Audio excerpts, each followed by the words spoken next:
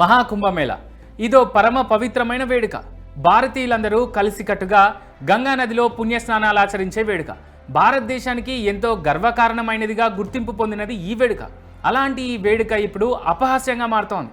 దొంగ బాబాల వేషంలో దొంగ చేష్టలు, కెమెరాలు వేసుకొని అమ్మాయిల అందాన్ని రికార్డు చేయడాలు, నెట్టింట వైరల్ చేసి క్యాష్ చేసుకోవడాలు.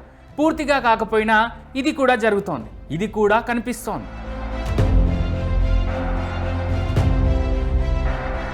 12 సంవత్సరాల తర్వాత ప్రయాగ్రాజ్లో అత్యంత వైభవంగా ఈ మహామేళ జరుగుతుంటే ప్రపంచం మొత్తం కళ్ళప్పగించి మరీ మన వేడుక వైపే చూస్తుంటే కొంతమంది మాత్రం ఏం చేస్తున్నారు? మోనాలిసా అనే అమ్మాయి వెంట పడుతున్నారు. అత్యంత రద్దీగా ఉన్న ప్రయాగ్లో జల్లడ పట్టి మరీ ఆమెనే వెతుకుతున్నారు. ఆమె అందంపై కామెంట్లు చేస్తున్నారు. పిచ్చిగా పచ్చిగా ఆమె పేరుతో వీడియోలు చేసి క్యాష్ చేసుకునే ప్రయత్నం చేస్తున్నారు. ఇంకో మాటలో చెప్పాలంటే వేలం వెర్రితో బరి తెగిస్తున్నారు.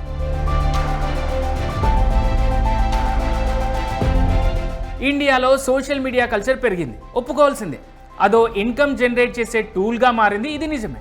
కానీ వ్యూస్ అండ్ లైక్స్ చక్కర్లో ఓ అమ్మాయి జీవితం ఎందుకు అంతగా అతిగా ఫోకస్ చేయాలి? అందంగా ఉందని ఆమె ప్రైవసీని డిస్టర్బ్ చేయడం ఏంటి? ఆమె అనుమతి లేకుండా వెంటపడి మరీ ఫోటోలు వీడియోలు తీయడాలు, వైరల్ చేయడాలండి. కుంభమేళాలో ఓ యూట్యూబర్కు అనుకోకుండా తారసపడింది ఈ పూసలు అమ్ముకునే అమ్మాయి. పేరు మోనాలిసా. మధ్యప్రదేశ్ ఇండోర్కు చెందిన అమ్మాయి. కుంభమేళాలో పూసల వ్యాపారం నిమిత్తం తన ఫ్యామిలీతో కలిసి వచ్చింది. చూడ్డానికి అందంగా ఆకట్టుకునేలా ఉంటుంది. పిల్లి కళ్ళతో నిండైన నవ్వుతో చూడముచ్చటగా కనిపిస్తుంది. కళ్ళలో అమాయకత్వం, మాటల్లో తెలియనితనం కలబోతగా ఉండే ఈమె తన మాటలతో నవ్వు తెప్పిస్తుంది. తెలియకుండానే ఇంప్రెస్ చేస్తుంది. ఎగ్జాక్ట్గా ఇలా ఫీల్ అయ్యాడో ఏమో కానీ ఓ యూట్యూబర్ ఈ అమ్మాయితో 4 మాటలు మాట్లాడి ఓ వీడియోను తన సోషల్ మీడియాలో పోస్ట్ చేశాడు. ఓ 4 ఫోటోలు తీసి ఫోటోషాప్లో మరింత డైనమిక్గా మార్చి నెట్టింట వదిలాడు. అంతే, మోనాలిసా కాస్త నెట్టింట వైరల్ బ్యూటీగా మారిపోయింది.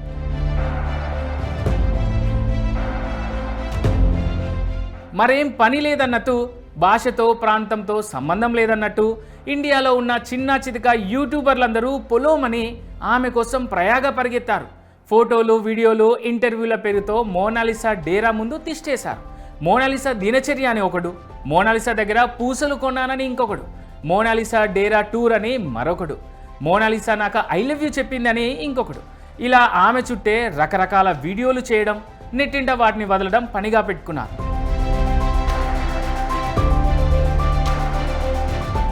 అంతేకాకుండా వీళ్ళ అత్యుత్సాహంతో మోనాలిసా కూడా ఇబ్బంది పడింది. కెమెరా కాకులో చిక్కకుండా ముసుగు పెట్టుకొని మరీ తిరిగింది. ఆమె చుట్టూ వాళ్ళ చుట్టాలు కర్రలు పట్టుకొని మరీ కాపలా కాయాల్సి వచ్చింది. వ్యాపారం దెబ్బతింది. చివరికి వ్యాపారాన్ని వదిలి ఇంటికి వెళ్లాల్సిన పరిస్థితి వచ్చింది. అయినా కానీ ఆగని యూట్యూబర్లు, సోషల్ మీడియా ఇన్ఫ్లుయెన్సర్లు మహాకుంభమేళా కంటే మోనాలిసానే తమ ప్రియారిటీ అన్నట్టు ప్రపంచానికి ఈమెనే చూపిస్తామన్నట్టు చేశారు. అదే చేస్తున్నారు కూడా.